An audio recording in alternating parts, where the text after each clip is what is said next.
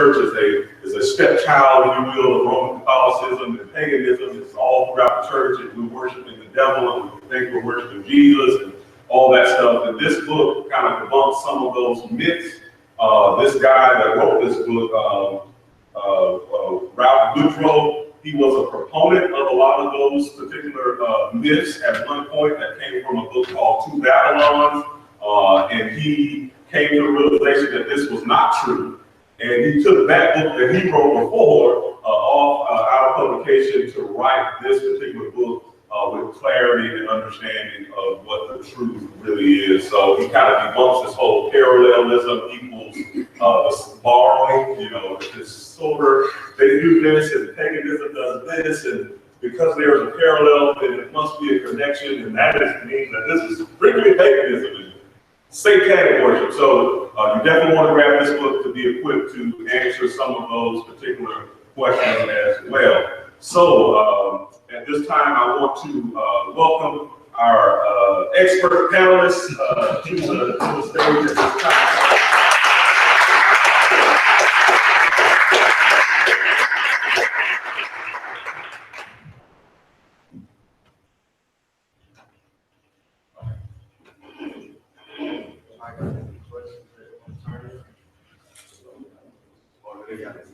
Yeah, if y'all have questions, please just kind of wave them in the air. Somebody might say something as we go along that pricks your mind. So keep asking questions and things like that. And obviously, I'm not a expert panelist. I'm just a guy. So my name is Greg, and that's all you guys need to know. So I'm just a rail, y'all are the train. So hopefully we just stay on track. So before we begin, Marcus, I just wanted to start by asking you, could you, Marcus hasn't spoken yet, so could you introduce yourself and just give us a bit of your testimony as to your experience with Hebrew Israelites and how you encountered and how the Lord brought you out? All right, so for everybody, my name is Marcus Webb. I'm a former Hebrew Israelite. I was a part of a camp known as Israel United in Christ for 7.5 years. So I came in at a young age, around 17 years old. The way I was introduced, it was more of my mother. She got into it first. She kind of introduced it to the rest of the family. There were questions that she had, you know, as far as like the Sabbath day, why is it that we go to church on Sunday, how come we don't go on Saturday, and stuff like that. And whenever she would ask her pastor these questions, the pastor could not answer it accordingly. So she went online, you know, on YouTube and stuff, Google, to find answers for her questions, and that's how she stumbled across Israel United in Christ, which we would then figure out was a cult, basically.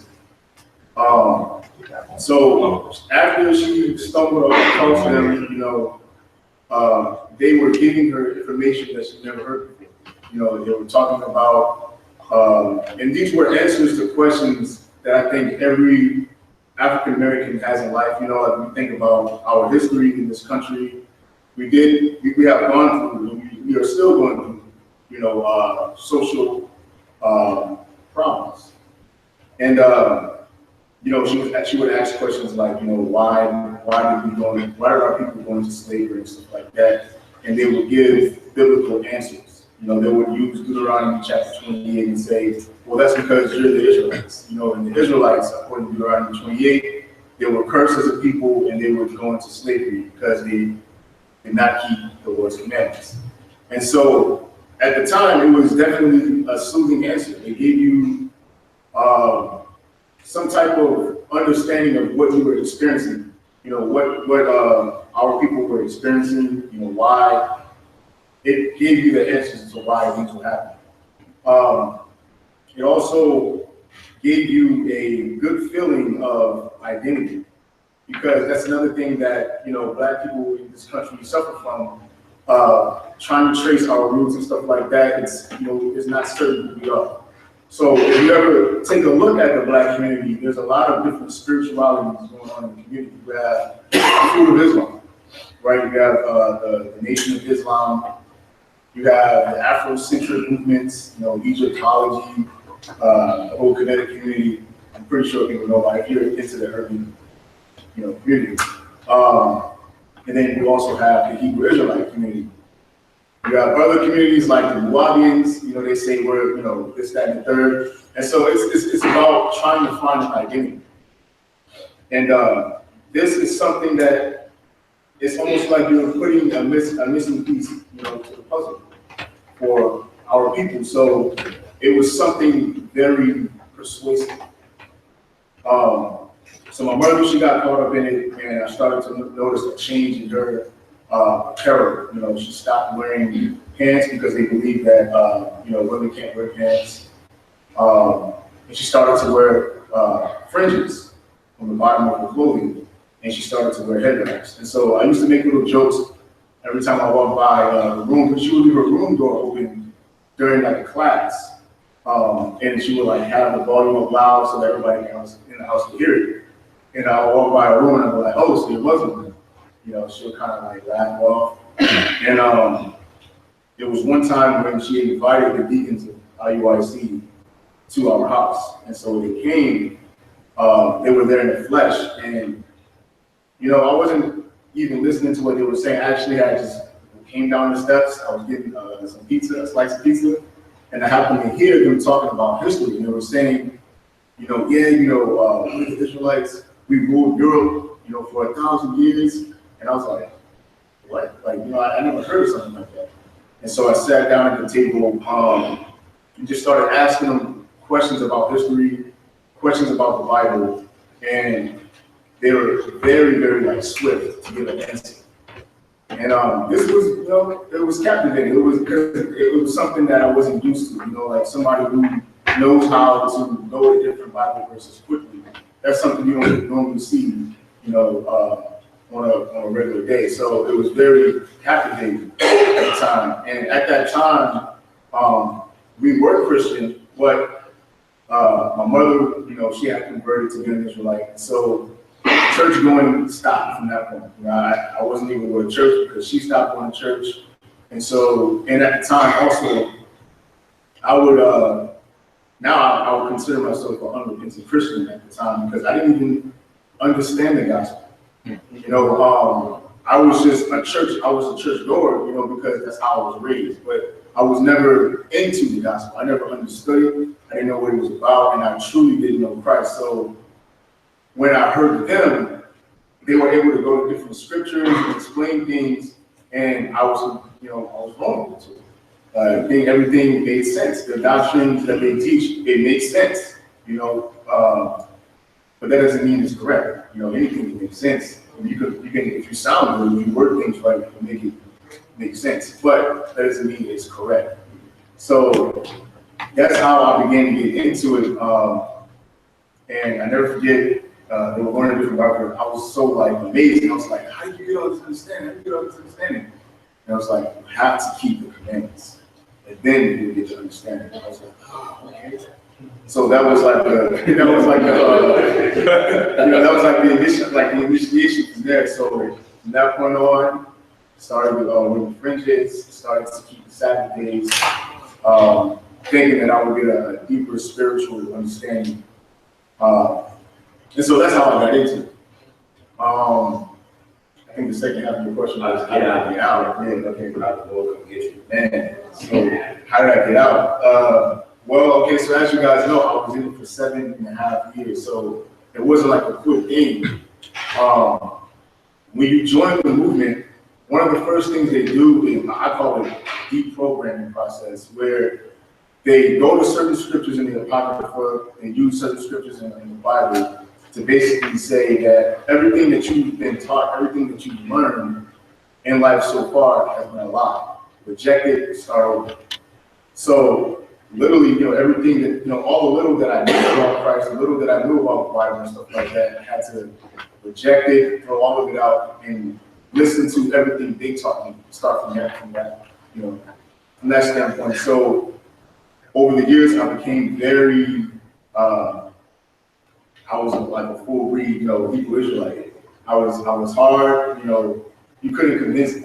A Christian could never hold a conversation with me. I was very rude, and just stubborn, in my way. You know what I'm saying? So the way I got out though was over time, as I was learning, reading and studying on my own, I started to come across different scriptures that kind of like threw red flags in there. Like, wait a minute, that isn't line with what I've been taught so far. There would be times where we would pass what we call going to camp. You go out on the street teaching, and I would come across Christians who actually knew the Bible, like Christians who knew their stuff. And it would give me really good answers. And like after the camp, I'll kind of be sitting back thinking like, wow, it was disturbing at the time because they would hit me with a really hard point, and I'd be like, that didn't make sense. But I didn't entertain it.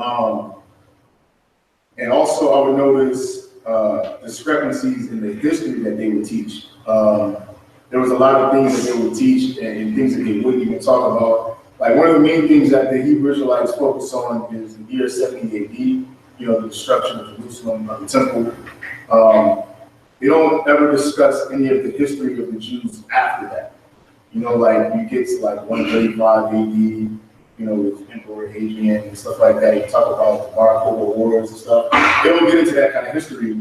They only focus on the year 70 AD, and they believe that after 70 AD, no more Jews ever lived in the land of Jerusalem. They believe that all the Israelites migrated to Africa. But in doing studies for myself, historical studies, I realized that wasn't true. They also teach that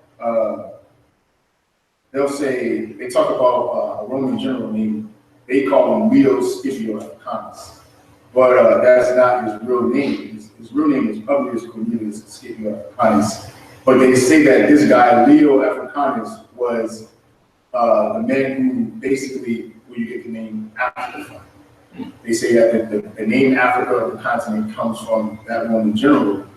But when you actually study the history of how he got that name, that was a compliment that he was given because he went and conquered Africa. So it's little things like that, and they basically would say the argument goes like this: like if they catch anybody, teaching, if they're on the street teaching, and there's like a random person who walk by, they'll say, "What's your nationality?" And the person will go, "American," and they'll go, "Oh, so how can you be American when America was named after America Vespucci?" So now you're calling yourself Italian. And then they'll kind of like be like, oh, so what am I? Well, I'm African. No, you're not African because Africa was named after Leo Scipio Africanus. So then it's like, okay, wow, you just got rid of African American. So what am I? Say, now let's get into the truth. You're an Israelite. Then they'll basically reel you in back. So it's like, it's really good. Like the argument that they use is captivating, for someone who isn't studious, someone who, like a regular Joe off the street, they can be easily persuaded. So anyways, back to answering the question, how did I end up getting out? It was a series of, realizations that their arguments were poor, they were very, very bad. The scriptures they would use, like the color, I call them the color scriptures. They focused on certain scriptures in the Bible to prove, as proof text, to prove that the Israelites were black, dark-skinned people. Like they would use Jeremiah 14:2. I don't know if you guys know that off the top, but it reads in the KJV, it says, "Judah mourneth the gates thereof language. They are black unto the ground." And then the guy would be like, "See, they are what? They are black unto the ground." So they'll be like, "What color is the ground?" "Different shades of brown." So like that's their argument. It's really, really silly. And the crazy thing about that is when you look at the underlying text, like if you look at the Hebrew of what's actually written, that word there for black actually means in mourning, in a state of mourning. But they're King James onlyists, like, and when I say that, I'm not trying to say it's wrong to read the King James Version Bible, but when I say the King James onlyists, they don't care about even studying, the underlying text, in which the scriptures were originally written. Meaning they have no interest in studying the Hebrew, studying Greek or even, you know, the Aramaic. They don't have any interest in that. They only focus on the King James Version Bible, and they believe that King James himself was a black man who was an Hebrew Israelite. They believe that, and and so, you know, these are different little discrepancies that, you know, over the time I was coming to a realization like, wow, this is fake. You know, this is wrong. And, you know, when I look at it now with you know, spiritual eyes, I see that it was the Holy Spirit leading me out, you know, bringing me through a journey. But, you know, like being technical, you know, about things, it was those things, you know, realizing the discrepancies in their doctrine, and also viewing the movement as a whole. Vocab went through some history on the different camps, like the One Westerners and stuff like that. And all of them have beef with one another. You know, it's not, there's no unity. They always say things like, you know, we're supposed to be coming together as a nation, you know, but there is no nation, you know, there is no unity within that community. It's more of like, you know, I don't know if you guys ever watched the videos at all, but you have this you know, camp or church or whatever, slamming another church, this, that, and the third. There's altercations that go on, a lot of carnal activity. It's almost like a game, you know. It's like a gangster cycle, basically. You know, like you're this type of person with a Bible in your hand. And I'm really speaking on the One Western. I haven't really, you know, encountered other Hebrew Israelites who act as the One Westerners do. It's primarily the One Westerners who act like that.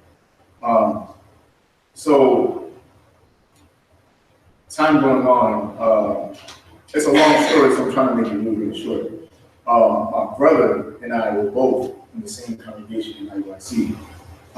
There was a strange doctrine being taught in IUIC at the time. This is what ultimately led to my departure.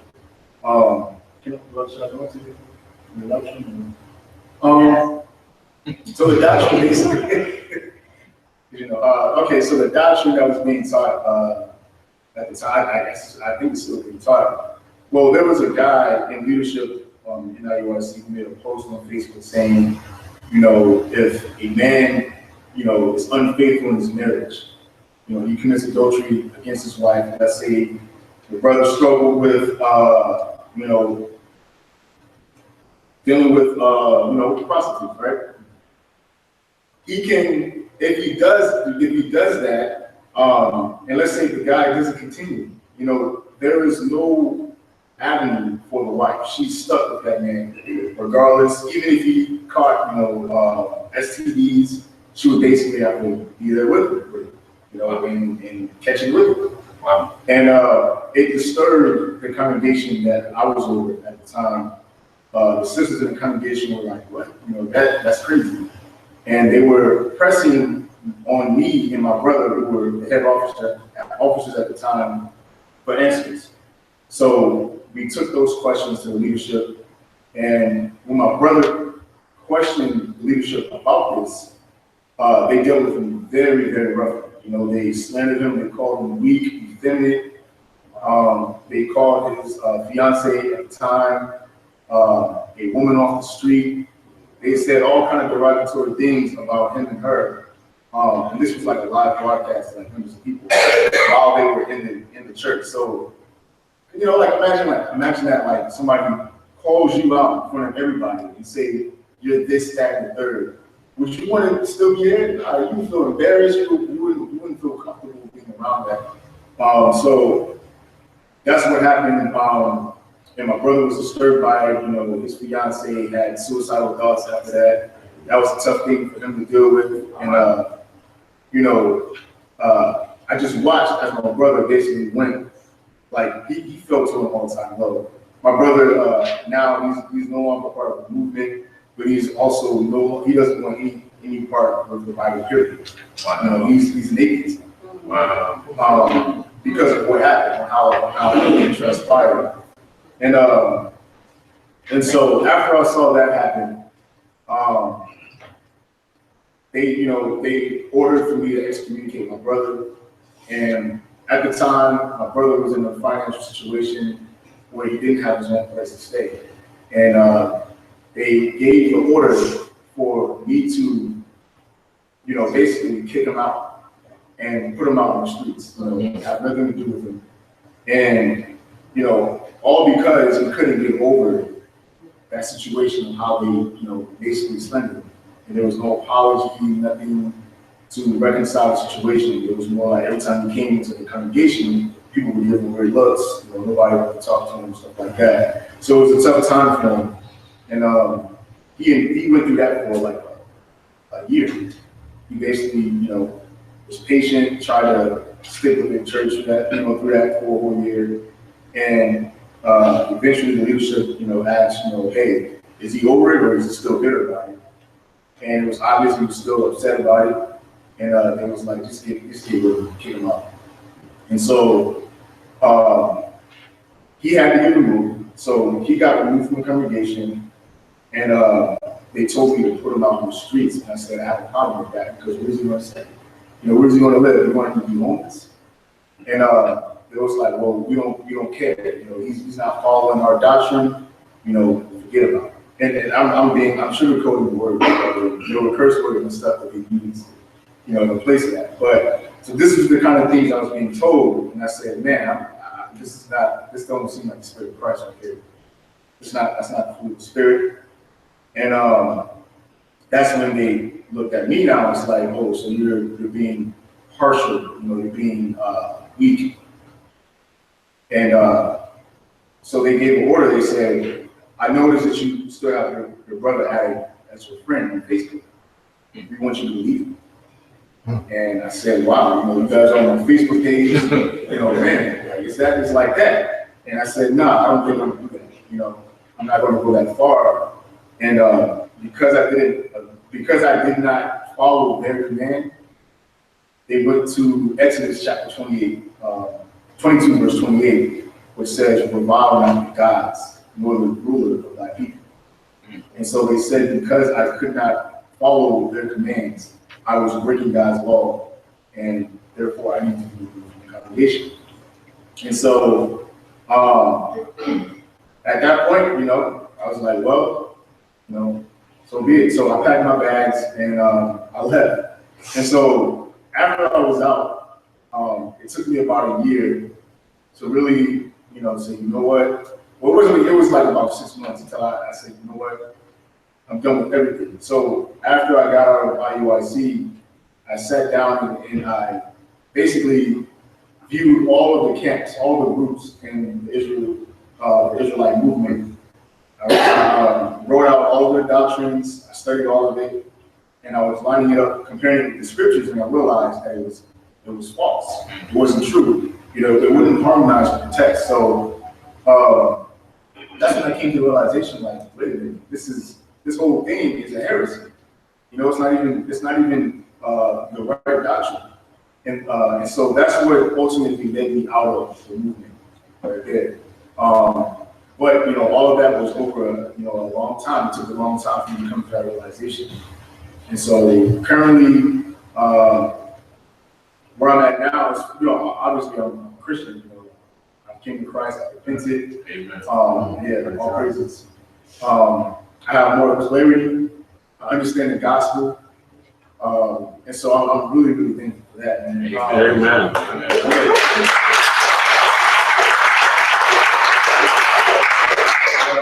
On the flip side, there are still things that I'm still experiencing, kind of like the aftertaste of being a Hebrew Israelite. There's a lot of things that you go through psychologically. You get isolated from your family, from the people you know, from your friends. You're ordered to cut them off and have no dealings with them. And so the only people you know are the people in IUIC. Everybody else is like complete strangers. So, throughout the process, I cut off my family members. I didn't have anything to do with any of my family or friends who were not part of the movement. I didn't talk to them. I didn't care about them. you know, it was to the point to where, you know, people in the family passed away, and I wouldn't even, you know, I didn't have enough courtesy to even go to the funeral. You know, it was like the doctrine, you know, made me into this, in a sense, like a heartless person. You know, all I saw was Israel united in Christ, you know, Hebrew Israelite, that's it. Everything else doesn't matter. And so when I got out of it, that has been a challenge thus far, you know, in basically rebuilding those bridges that burned with people, you know, reestablishing connections with people, and even, you know, establishing connections with people, you know, that's from a different race than me. Because I think, I don't know if you touched on it, but being in the Hebrew Israelite movement, there is a lot of racial, what do you call it? Yeah, racial separation. There's racism taught within that movement. So, you know, they teach you to hate Caucasian people, teach you to hate white people, teach you to hate Japanese people, Chinese people, anybody who's not Black or Hispanic. Basically, you are taught to hate those people. You know, don't be friends with them, don't talk to them, none of that. And so, you know, coming out of it, it was a challenge, you know, in the first few months of coming out of it, because I wasn't used to, you know, talking to people of a different race, you know, than I. And so those were challenges. It also challenged me in my everyday life when I was in movement, because, you know, they instill all of this hatred and rage in you while you're in the youth. And so it even affects your job, you know, while you're on the job. It's hard to deal with customers if you're in the retail business. You know, you're trying to sell to a person, you have to smile and be kind and nice. But with all the doctrine that they teach, it makes you angry. You know, so it's a hard thing, it's a challenge. You know, it ruins your people skills, you know, your social skills. And it causes you to be this very, what's the word, antisocial person. And so those are things that, you know, I can kind of see, like, even like myself now, those are things that I gotta work on in certain areas. Because for so long I was conditioned to be, you know, so. But that would be a condensed story of how I got into it and how I got. Amen. Amen. Amen. We got a question from the sister here who was asking probably order, so so I'm not gonna read this whole thing. The summary is there's obviously with Black Hebrew Israelites, as with other doctrines, is a use of the scriptures to serve a group, which leads to the peril of others. And this sister is saying, is this not, it's kind of a two-part question, is this not a similar thing to the way that whites in the 1600s, 1700s, 1800s justified slavery with the scriptures to the peril of African Americans? So the first question is this like that? And secondly, how come we view many slaveholders who, quote unquote, would have preached the gospel, justification by faith, and we view them as a part of the family of God, whereas these Hebrew Israelites were saying, nah, we're not even close. So what are the differences between that, and are these similar uses of scripture? So that's the anybody. I guess go ahead, you go first. So it's all you. So the first question is kind of long, so I kind of got yes, but as far as so the question is, I'm sorry. I'll clarify. So the first question is the use of scripture to corrupt and serve a few, corrupt others, is that not similar to the use of scripture? So say slavery. Oh, okay, yeah, I would say that it is. Yeah, that's very similar. Yeah. I feel like, you know, I feel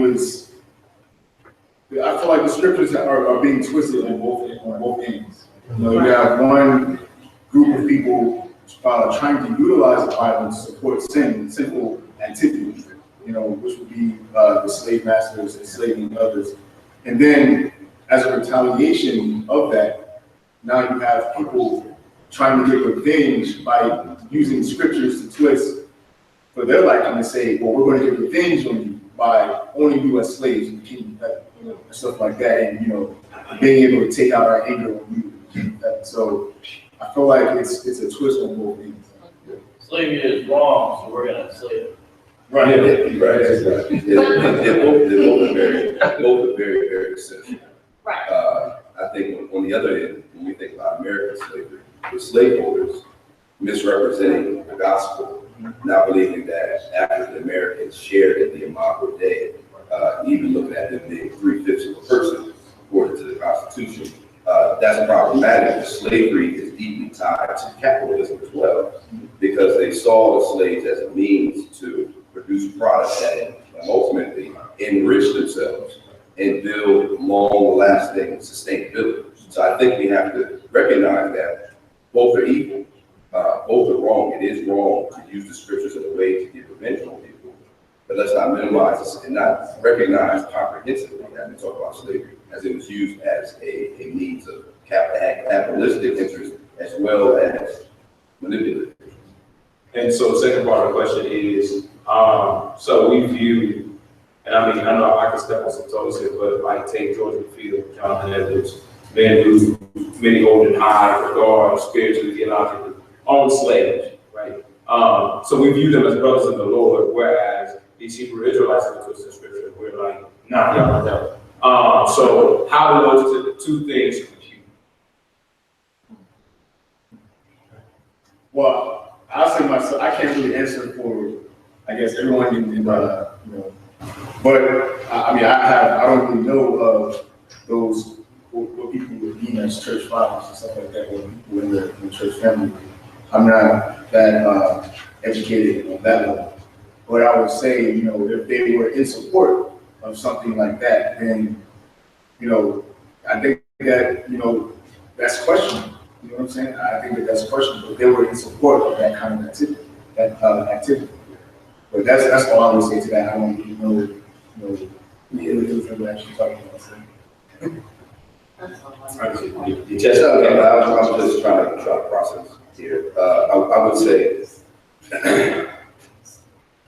particularly with like a Jonathan Edwards, it's and George Whitefield, who greatly benefited from slavery. It's difficult for me to say someone is evidencing the fruits of the Spirit and being a believer if they're able to wax theologically and write great doctrinal treatises.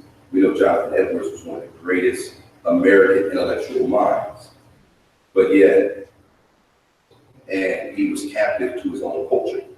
So I won't debate on whether he was a Christian or not, but I will say that it's really an impediment to the gospel, and it's an impediment to ethnic minorities accepting Jesus when we don't minimally recognize that people like Jonathan Edwards need to be called out for stuff like this. On the other hand, what I would say is we see in the scriptures a pattern of broken men and women who are sinful. So that's not to say that we can't learn from the theology of Edwards, but however, it is a big stumbling block, I would say.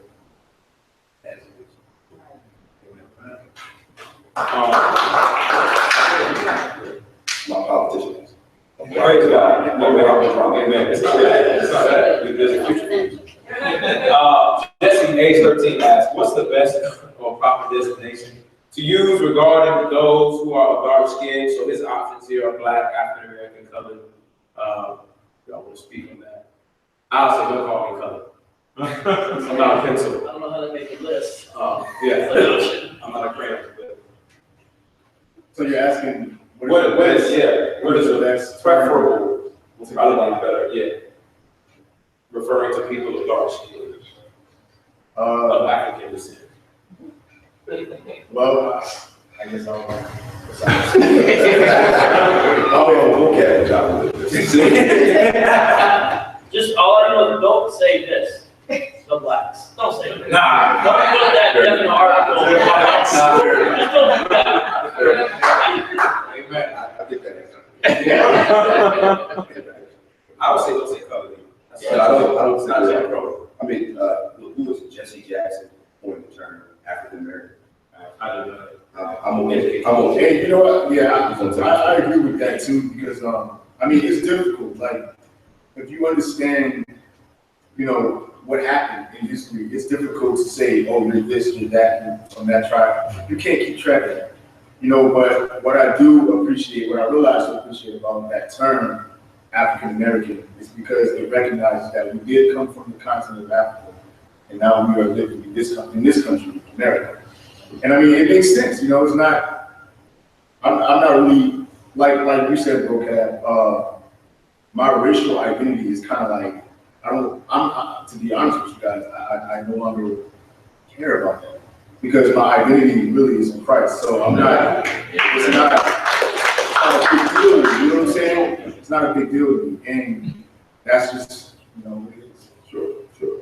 Yeah, I differ a little bit from my brother. It's a huge deal because I know that I am God's workmanship. I know that He created me with this amount of melanin in my skin. And when we experience injustice, when we experience the oppression based upon the color of our skin, that's a gospel issue. So I think that when we think about that, we should have equity, we should have justice, we shouldn't show preference upon race, but we should acknowledge the historical mistreatment of ethnic minorities in this country. But at the same time, I'm fine with Ephesians 2, Galatians 3:28 piece about the man who all one in Christ. That's good.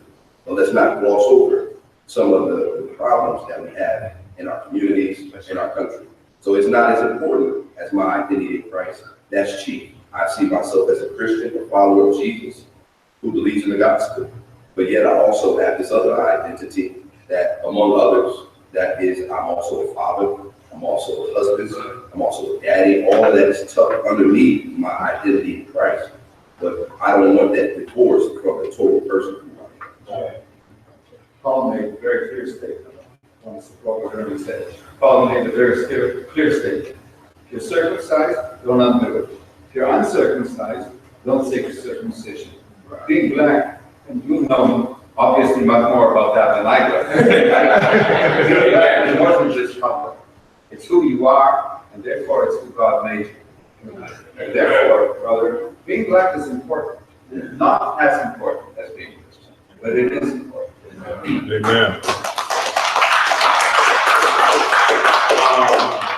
I would especially benefit from hearing you on this. Somebody writes, the basic point, it seems, is that any group which steers away from the Spirit of God, and I would include in that, steers away from the Word of God, would you agree that any group that steers away from the Spirit or the Word is susceptible to use the Word to manipulate or to justify bad ends? Without question, including Christians. Yeah. True Christians. I mean, we all err to some extent precisely in that because of our prejudices, our dispositions. That's why we need to be constantly going back to Scripture and correcting our views, modifying, moderating, sometimes rejecting them and replacing them with evil. That's a good team on that. So why is it that it seems that some people, maybe individual Christians, but sometimes whole denominations or theological groups, why does it seem like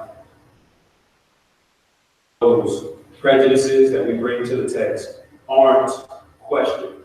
And it's almost like it's taken for granted that, for instance, if I'm coming from a Reformed background, that my framework is the framework to have, and that there's nothing in it that's faulty. Yes, sir. Why do you think it is that those things kind of, they don't get questioned? I think it's two things that are related one to another. The first is the issue of identity. Somehow we think that our whole identity is not enough to be Christian, we need to be reformed. And frankly, I have a problem with that word reform. I'd be happier with the term reform. Amen. Because we haven't arrived. We're already reformed. Identify with that and buttress ourselves, buttress our identity, because, and that's my second point, it gives us a measure of control. We control who we are, and therefore we control our relationships. Then if we're looking to accept true Christian humility and let go control or let God control, then we Reformed folk will be much less stuck in the mud as we are. Y'all gotta keep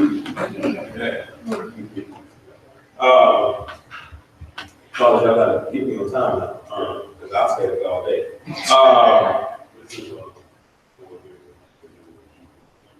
Okay. Yeah, we do need to ask this question. Okay, if selling yourself into slavery or owning slaves is a sin, why does the Bible not declare slavery to be a sin that needs to be mortified like any other sin? Why does the Bible rather regulate how slaves are to be treated and how slaves are to conduct themselves as slaves? So, I think it's a common question. I'm open that up for anyone. I'd love to try to answer that. You can answer, brother. I'll say just a few points, but I just think you'll pick on the holes in my answer. Yeah. One is there's just data to consider that doesn't always get talked about. Paul said if you get a chance to get away, go ahead and take it. That's in 1 Corinthians. It says that you can get out of slavery, And of course, you have the letter of Philemon, which is all about not just doing what the culture at the time would say, hey, this guy ran away, you kill him. You're allowed to kill him, runaway slave. And they can pay his debts. So Paul was like, hey, charge this to my account, take him back as a brother. And really, if you read the letter, I believe the spirit of the letter is like, Paul's like, he'll do much more than that. Well, and so it's interesting, here we are, 21st century, okay, we got questions to ask about the cultures, that's good. But one thing that was offensive to the Romans, the Greco-Romans of the era, the Christians, foreign aristocrats, men and women, Jew and Gentile, slave and freedman, worshiping together, calling each other brother and sister. That was real. To them, that was ridiculous. What kind of religion would allow type of fraternizing? And so it's good to think about those things, and it's also good to even go back to the Old Testament. Kidnapping was a capital crime. Kidnap somebody, killed. Yeah. And if you're caught with, if you yourself, there's a whole situation about if you're caught, you kidnap, you're caught with them, you kill. That's in the Old Testament laws. And so the transatlantic slave trade, part of it being operated by kidnapping, is clearly a violation. And then you've got Genesis. It's clear that there's a certain amount of autonomy, using that word in a proper biblical sense, and independence and sovereignty, again, in the proper biblical sense of who a man is, that is given, and he works by the sweat of his brow to get that fruit of his. You see what I'm saying? And slavery just destroys all that. Especially when we talk about antebellum slavery, especially. So there's these considerations that happen when you look about what's in the garden and then what's in the final garden. So prior to sin, and then over here, Hebrew Israelites got this eschatology where there's perpetual slavery. What is the scripture have though? As we're Yahweh's servants, He gives us a crown to give it back. We're worshiping, singing, the people of all nations try to come. So just some data to consider, and sort of a broader, that's bigger picture data. That's not the detailed thing. Maybe you don't know if someone else can do some of the details. But I just want to get that in the mix. You've left me open. Let me just say this. If the Bible teaches the Trinity, why is there not an explicit reference that God is three persons, Father, Son, and Holy Spirit? A lot of truths are implicit in the Bible rather than explicit. But there is true, it's light, it's light. And then there's a monumental difference between chattel slavery, that was based upon economic gain, oppression of people, beatings, whippings, and that is the Greco-Roman. I mean, to say that the Bible doesn't say anything about slavery, the vocab is wrong. That passage in Exodus 2. But then if you think about 1 Timothy 1, where Paul clearly outlined that there's an issue with manslavery. That is scaling somebody to put them into slavery. If someone practices that on a continual basis, continues to deny the imago Dei of people by leaving them in chains, then they don't repent and they don't present any restitution. That's a real problem. Around the level of murderers in that text, you got real life examples We sang Amazing Grace yesterday. Hallelujah. By John Newton. Even after he got saved, was still in that slave trade, but it was over time, the Lord sanctified him, got him out of that, and he became ultimately part of the abolition. I mean, even some of the songs we sing. Yeah. Let thy goodness like a feather, bind thy wandering heart to thee. I mean, you think about feathers that were used to bind people, chain people. Now I know we're a bond servant of Christ, but can you think about the implications that would have for someone whose ancestors were in slavery? So I would say, in the Greco-Roman world, I think that it was outlined how to deal with slaves because it wasn't the same type of system that we had during the transatlantic slavery. That's I mean, some scholars would argue that it was more like an employee-employer type of relationship. So they're polar opposites. They're not even in the same category. And frankly, there's no justification for slavery. There's no justification for enslaving a brother or sister. Give me a passage where it's the restriction. I know Carlos has a question on that. There was a few questions that came along this line, so I don't think it would be a disservice for me to skip over. One, how should white Christians go about interacting with the Hebrew Israelites? And then a broader question on the top of that, how can white Christians do a better job of serving their brothers and sisters who are African American? That's a little question. Sorry. Well, I'll start with the African American. I think a big thing is just listening.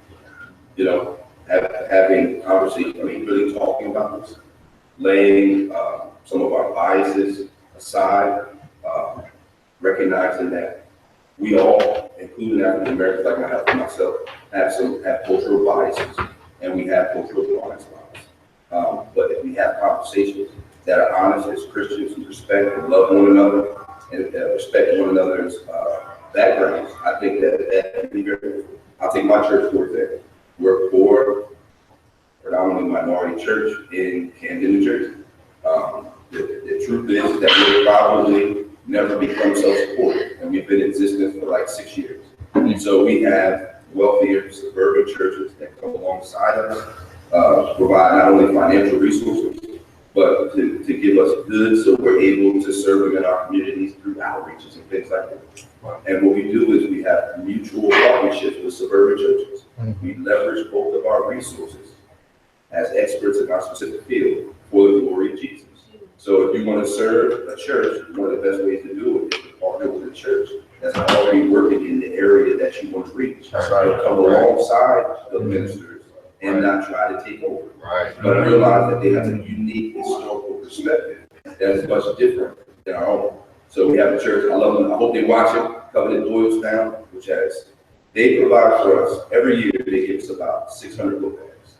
And when they come in, we work together, we do a missional training night. We do a sensitivity training night. Now, this was right before, this was right during the time, it's in August, so it was right during the time of the election. So I just said to them, I said, listen, if you want to talk about some of your political issues, we can talk about that. But let's just focus it straight in on Jesus. Yeah. This is the only time where I'm going to say, just preach the gospel. That's the only time I'm going to say, just, in the reductionistic sense, just preach the gospel. But what happened is we began to have conversations.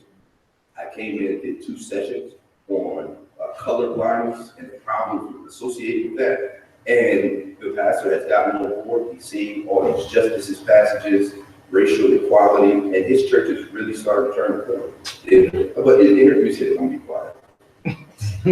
A lot of churches act like they care about ethnic minorities, but they don't really start caring really, really diligently until people in the congregation start adopting black babies. When they start adopting black babies, that's when all of a sudden the news headlines, all the things that are said about menacing blacks and lazy, that's when there's some skin in the game, that's when we really start to care. So I think, I'm not saying go out and adopt black kids right now, I'm just simply saying that is a real impetus for change in our communities.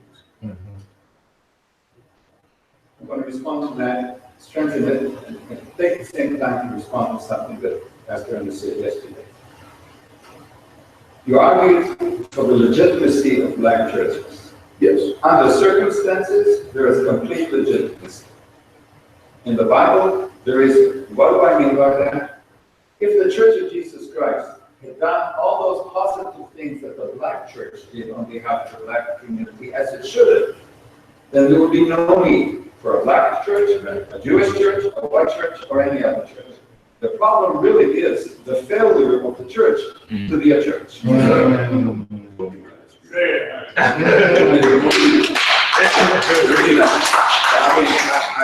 agree with that. I mean, I argued about the Great Reversal from 1910 to 1930, where churches moved away from more civic engagement and social concerns and called that basically the social gospel.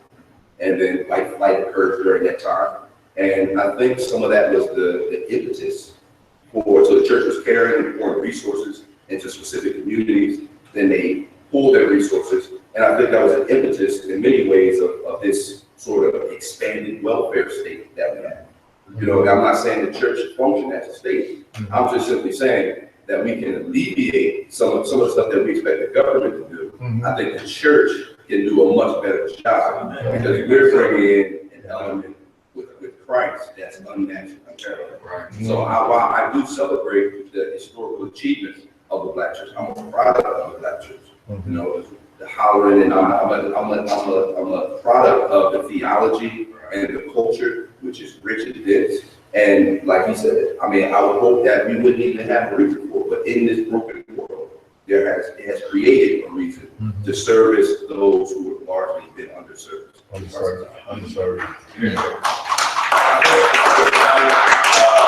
got to wrap up. If anybody wants to talk about being a white Christian interacting with Hebrew Israelites, I'm sure Marcus won't shoot you if you walk up to him and ask him a question.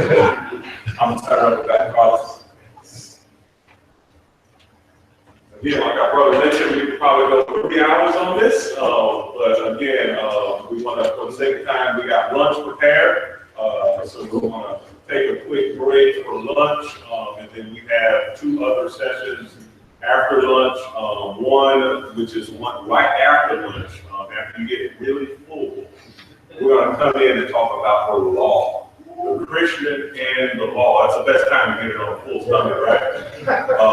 So we're going to deal with that, and then also just a quick announcement too, for those, as our brothers have been alluding to, this is something that is very, very vital, something that is very, very important, and like I alluded to earlier, this is something that hopefully you will be able to get involved with to engage, providing resources. And so we have a donation box in the back, because again, this, it's a free conference, but like I said, there's really nothing free. So we ask if you want to get involved, there's a donation box, and also how you can get involved for the conference on next year. And also, if you want to write down some of the different topics, we want to get a survey of that as well, to be able to expand, because a whole lot of dialogue has happened, not only on stage, but also in the fellowship hall. And hopefully that starts to ruminate a little bit and start creating different ideas, different things that you think that need to be addressed in a dialogue, to dialogue about. So those are the only couple of announcements that we have now. So we'll take a break, and then we'll reconvene right after lunch for the next panel discussion. Amen? Amen. All right, you are dismissed for lunch.